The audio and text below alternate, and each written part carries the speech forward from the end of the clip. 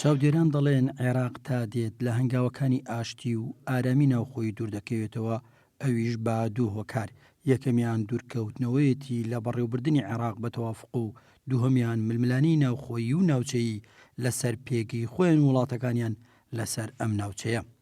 ئەوەی کە گرنگە ئێمە خۆمان وەکو هەرێمی کوردستان کار لەسەر ئەوە بکەین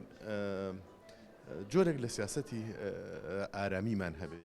دۆخی عێراق دۆخێکی ئالۆزە بە ئاسانی ناتوانانی سەری لێ دەربکەی، یعنی لە هەموو کات و ساتێکدا قابلی گۆڕانکاریە، بەڵام بە شێوەیەکی گشتی عێراق لە دۆخێکی زۆر خراپدا دەژی بەهۆی ئەوەی کە ئێستا حکوومەتەکە بۆتە حکوومەتێکی کاربەڕێکەر و سەرۆکۆزیران دەستی لە کار کێشاوەتەوە و پەرلەمانی عێراقی ئێستا لە بەردەم گوشارێکی زۆردایە.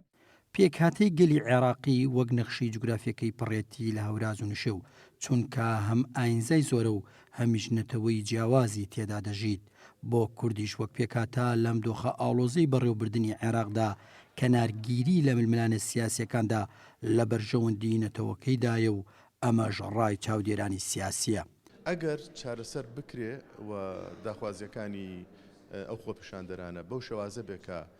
بەرژەوەندی عێراقی تیابێ بە هەرێمی کوردستانشەوە، ئێمە وەکو خەڵکی کوردستان لەگەڵیان دەبین، لەگەڵ ئەو شێوازە دەبین کە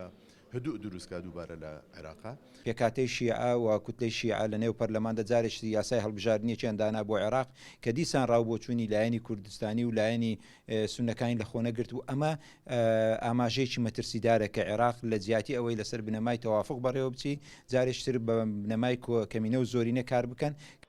گۆڕەپانی خۆپیشاندانەکانی ناوەڕاست و باشووری عێراق کاتێک پڕ بوون لە خۆپیشاندەران ئاوات و ئامانجیان چاکسازی و لا بردننی بربەستی بەردەم ژیانیان بوو لە هەژاری و کەمی خزمەتگوزاری، بەڵام درێژە کێشانی ئەم خۆپیشاندانانە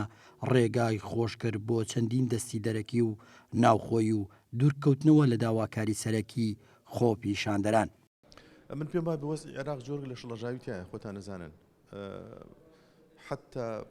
ئەوانەی کە ڕاپەڕینیان کردو، ئەوانەی کە مزەهەرەکەن جۆرێک لە بێتەنزیمیان پێوە دیارە و هەروەها لە هەندێک حاڵەتە جۆرە لە بێقیادییان پێوە دیارە و خۆ بەخۆیە زیاتر. بۆیە ئێمە لایەنی کوردستانی دەبی هەوڵ بدەین بێلایەن بین لەو قەیرانانەی کە لە نێو خۆی شیعەکان و لە نێوان سونە و شیعە هەیە، هەوڵ بدەین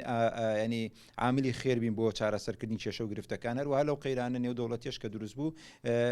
هەڵوێستی پەرچەکردداری لایەنی کوردستانی باش بوو، گونجاو بوو، ئیجابی بوو، دان بە خوداگرتنی پێوە دیار بوو. دوای هێوربوونەوەی گرژی نێوان وڵاتە زلهێزەکان پێدەچێ ململانێ و باسی سیاسی لەسەر دیاریکردنی سەرۆکوەزیرانی عێراقی نوێ لە نێوان لایەنە سیاسیەکان دەست پێ بکاتەوە. کوردیش ڕای دەگەێنێ ئەو کەسەی بەرژەوەندی هەرێم دەپارێزێ